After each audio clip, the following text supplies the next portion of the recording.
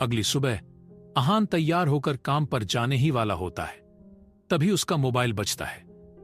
Mobile के screen पर नाम ना होके प्राइवेट नंबर शो होता देख उसने पहले तो इग्नोर कर दिया, लेकिन बाद में मोबाइल दूसरी बार बजता देख उसने उठा लिया।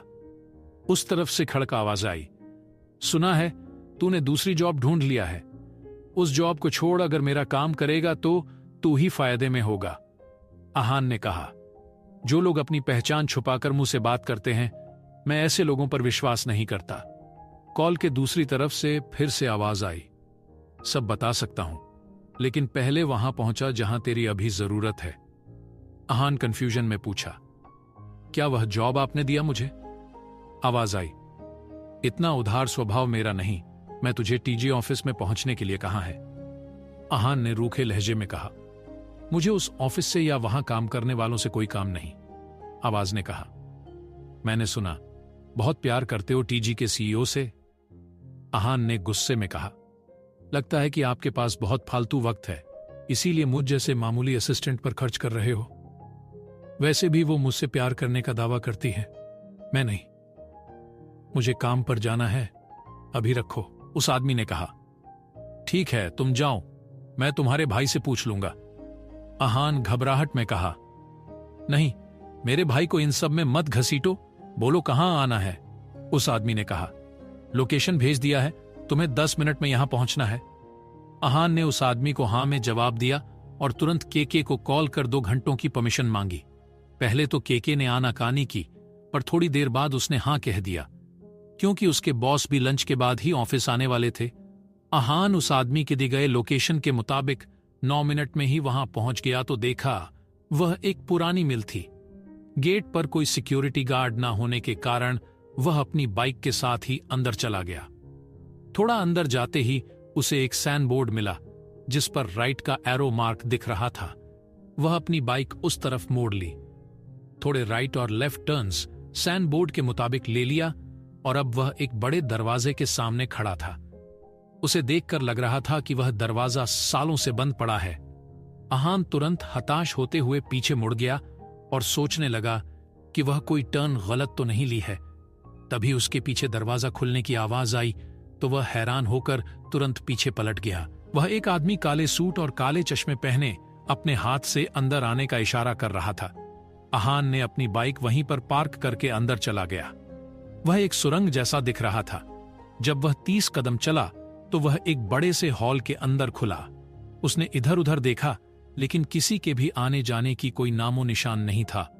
अहान वहीं पर एक कोने में रखा किसी चीज पर नजर गड़ाए हुए था। तभी वहां हील्स की टक-टक की आवाज आई। अहान नजरें उठाकर उस तरफ देखा तो सामने एक लड़की की आकार दिख रही थी और साथ ही साथ उसकी पूरी बॉडी, सिर्फ उसका चेहरा नजर नहीं आ रहा था। अहान चौंकते हुए पूछा, आप? लेकिन फोन पर कोई आदमी की आवाज थी। लड़की मुस्कुराते हुए कहा, आजकल ना जाने कितने ही ऐप्स है जिनसे आदमी की आवाज औरत की और औरत की आवाज आदमी की बना सकता है। यह सुन अहान बोला, मुझे ऐप्स में कोई दिलचस्पी नहीं है, तो आप अब काम की बात करें। लड़की ने कहा, बहुत जल्दी है जाने की। खैर, फोन पर तुमने बताया टीना तुमसे प्यार करती है, तुम नहीं। अहान उस लड़की को बीच में ठोकते हुए कहा, मुझे अच्छी तरह से पता है कि आपको यह बात किसने बताई होगी, लेकिन मेरे पास उस इंसान से भी ज्यादा इंफॉर्मेशन है। अब काम की बात यह है कि मुझे क्या मिलेगा। लड़की ने उसी जगह पर आगे पीछे घूमते हुए कहा, जो तुम चाहो। अहान ने अपने पॉकेट्स में हाथ डालते हुए कहा, एक अच्छी नौकरी, पुलिस की झंझाल से दूर और मेरे परिवार से दूर। यह सुन वह लड़की कुछ बोलने वाली होती है, तभी अहान ने अपना हाथ दिखाते हुए उसे रोक दिया और आगे कहा, रुको, आगे तो सुन लो। इन सबसे पहले मुझे तुम अपना चेहरा दिखाओगी। उस लड़की ने थोड़ा पीछे सरकते हुए कहा, मैं तुम पर कैसे भरोसा कर लूं? अगर तुमने मुझे चीट किया तो? अहान थोड़ा सा मुस्कुराया और थोड़ा आगे जाकर कहा, मैं तुम्हें इतनी इंपॉर्टेंट इंफॉर्मेशन दे रहा हूं तो मुझे भी कोई फायदा होना चाहिए ना? उस लड़की ने डांटते हुए कहा, वहीं रुक जाओ, मैं सोचकर बताती हूं। अभी के लिए निकल जाओ, उस इंफॉर्मेशन को रेडी रखो, मैं जल्द ही तुमसे कांटेक्ट करूंगी। अहान ये सुन वहां से निकल गया और ऑफिस पहुंच गया। केके ने बहुत ही रिस्पेक्ट के साथ उसका इंट्रोडक्शन दूसरे कलीग्स के सामने किया और उसका डेस्क दिखा दिया। अहान अपनी जगह पर बैठते हुए पूछा, मिस्टर केके, मेरा पोजीशन असिस्टेंट की ही है या चेंज करके कुछ और बना दिया? केके जोर जोर से हंसते हुए कहा, you are a funny and cool guy, don't worry, आप बॉस के असिस्टेंट ही हो। अहान केके को देख चिढ़ गया और कुछ बोलने ही वाला था, तभी उस केबिन के ग्लास डोर पर एक बेहद खूबसूरत लड़की ने दस्तक देते हुए अपनी मीठी आवाज में पूछा, मे आई कम इन? अहान उस लड़की की तरफ असमंजस में देख रहा था। वहीं केके अचानक पीछे मुड़कर चापलूसी करते हुए बोला, गुड मॉर्निंग मैडम, ये आपकी ऑफिस है, आपको परमिशन मांगने की कोई जरूरत नहीं। अहान को केके की बातों से कुछ समझ आया और अपनी जगह पर खड़े होते हुए उस लड़की को गुड मॉर्निंग विश किया। उस लड़की ने अहान के सामने अपनी अदाएं दिखाते हुए कहा, no need for formalities mister Malhotra, my name is Tripati Thakur, Asia की number 1 model, actress cum producer. ये मेरी कंपनी है, आज से तुम्हारा भी। त्रिपति अब तक अहान के बगल में आकर खड़ी हो गई और उसके चारों तरफ घूमते हुए बोली, what a macho man, very manly. तुम्हें पता है मैं तुम्हें कितने दिनों से ढूंढ रही थी, तुम मिले भी तो यहां मेरे खुद के ऑफिस में, इसीलिए जब मैं तुम्हें अपने ऑफिस में इंटरव्यू कैंडिडेट्स में देखा तो तुरंत केके को कॉल कर बिना इंटरव्यू के सिलेक्ट करने के लिए कहा। अहान के बाजुओं पर और छाती पर त्रिपति अपना हाथ मल रही थी। वहीं अहान अनकंफर्टेबल हो रहा था। टीना के पास पहले दिन भी उसे इतनी अनकंफर्टेबिलिटी नहीं महसूस हुई जितनी कि उसे अभी हो रही थी। 1 मिनट के लिए अहान को लगा कि वह त्रिपति का हाथ पीछे मोड़ दे, लेकिन अगले ही पल उसे याद आया कि वो तो यहां की बॉस है। टीना अपने ही कुछ कामों में बिजी चल रही थी, क्योंकि सारा काम उसे खुद करना था। वह मायरा को इंपॉर्टेंट फाइल्स नहीं दे सकती थी। पता नहीं कि किस बात का फायदा विशाल उठा ले।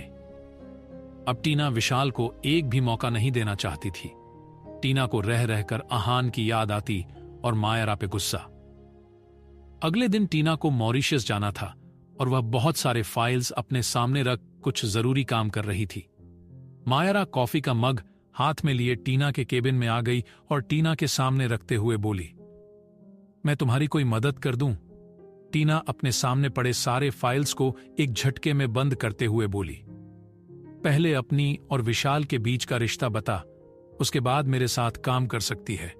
मायरा हताश होकर बोली, मैं पहले भी बता चुकी हूं, इससे ज्यादा हमारा कोई रिश्ता नहीं है। मायरा यह कह वहां से जाने लगी तो टीना उसे रोकते हुए बोली, कल मैं मॉरिशस जा रही हूं 2 महीनों के लिए। अगर मेरी ट्रस्ट जीतना चाहती है तो इस बार कोई गलती से भी गलती नहीं होनी चाहिए। मायरा ने हां में जवाब दिया और वहां से चली गई।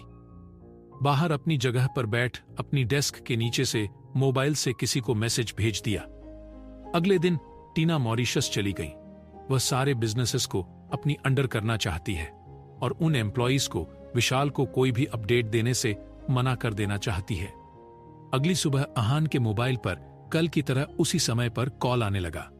इस बार अहान कॉल को इग्नोर नहीं किया, क्योंकि वह अपने पापा और भाई के बारे में सोचकर डरते हुए कॉल पिक किया।